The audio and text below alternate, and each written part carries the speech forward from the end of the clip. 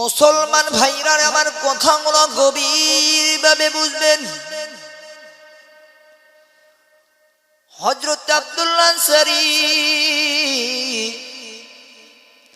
নবীজি মসজিদে নববীর ভিতর নামাজ আদায় করতেছে। যেদিন মসজিদে নববীর ভিতরে আমার আপনার নবীজি ইমামতি করে, ওই সময় আব্দুল্লাহ আনসারী প্রতিদিন নবীজির সঙ্গে নামাজ পর্যন্ত আদায় করে। নবীজির সঙ্গে প্রতিদিন আগের কাতারে নামাজ পড়েন, অর্থাৎ নামাজের আগে আসে আর নামাজ শেষ হলি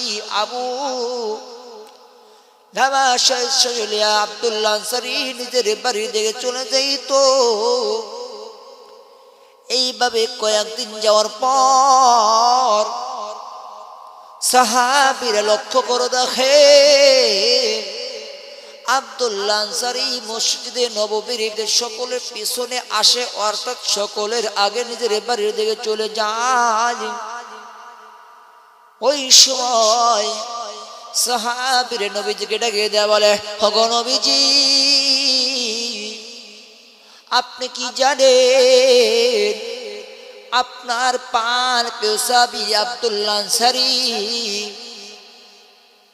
বিধর্মী হয়ে গেছে, পরিপূর্ণতা তার ঈমান নাই, পরিপূর্ণতা তার ঈমান নাই। ওই সময় নবীজি ডাকে দেয়া বলে, আরে সাহাবীরা, তোমরা আবার কি বলো আমার আব্দুল্লাহ আনসারীর নবী।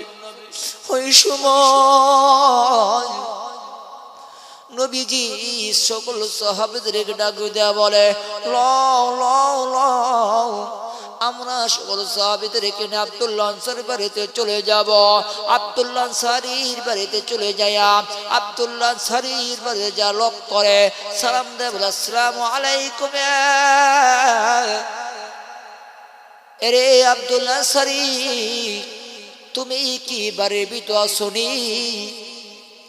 ওই সময় আব্দুল্লাহ আনসারী ঘরে থেকে কোনো আওয়াজ আসে না। এইবারে আমার আপনার নবীজি আবার ডাকে দেবারে, রে আব্দুল্লাহ আনসারী, তুমি কি বাড়ির ভিতরে আসো? আব্দুল্লাহ আনসারীকে দুইবারে ডাক দেয়।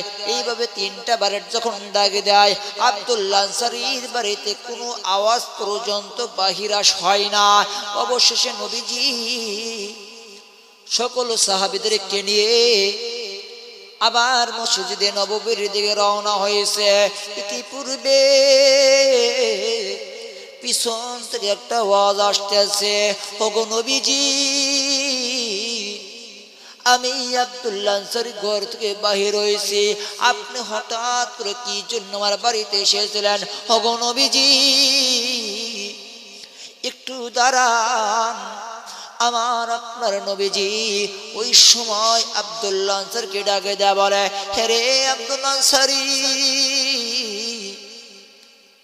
তুমি কিছুদিন যাবত মসজিদে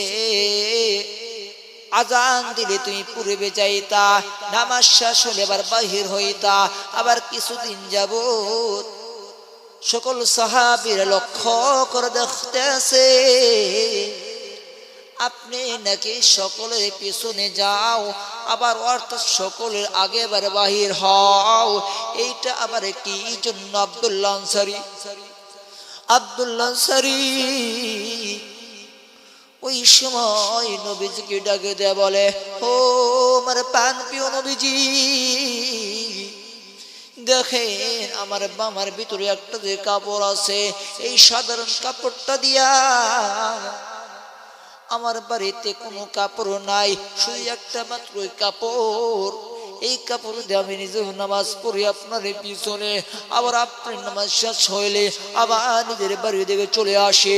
নিজের বাড়িতে আসার পর আমার বিবিকে ডেকে দেয়া বলে, ওগো বিবি, আমার কাপড়টা দিয়ে তুমি নামাজ আদায় করে নাও, তুমি আমার কাপড়টা দিয়ে তুমি নামাজ আদায় করে নাও। ওই সময় আব্দুল্লাহ আনসারী কাপড় দিয়ে তারা বিবি পর্যন্ত নামাজ আদায় করে নিত। ওগো নবীজি, আমি এই কারণে আপনার মসজিদে নববীর ভিতরে ঢুকতে পারতেছি না, এই কারণে আমি আপনার মসজিদের ভিতরে কিছুদিন যাইতে পারতেছি না। ওই সময় নবীজি শোনার পর লক্ষ্য করে দেখলো নবীদের সকল সাহাবীরাও কান্দাকাটি করে দিয়েছে, নবীজি পর্যন্ত কান্দাকাটি করে দিয়েছে। কান্দি কান্দি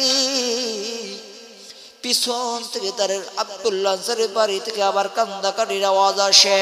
ওই সময় নবীজি ডেকে দেয়া বলে, ও আব্দুল্লাহ আনসারী, তোমার বাড়ির ভিতর থেকে কি যেন কান্দার আওয়াজ আসে, তোমার আবার কি হইল, কি জন্য তোমার বাড়িতে কান্দাকাটির আওয়াজ?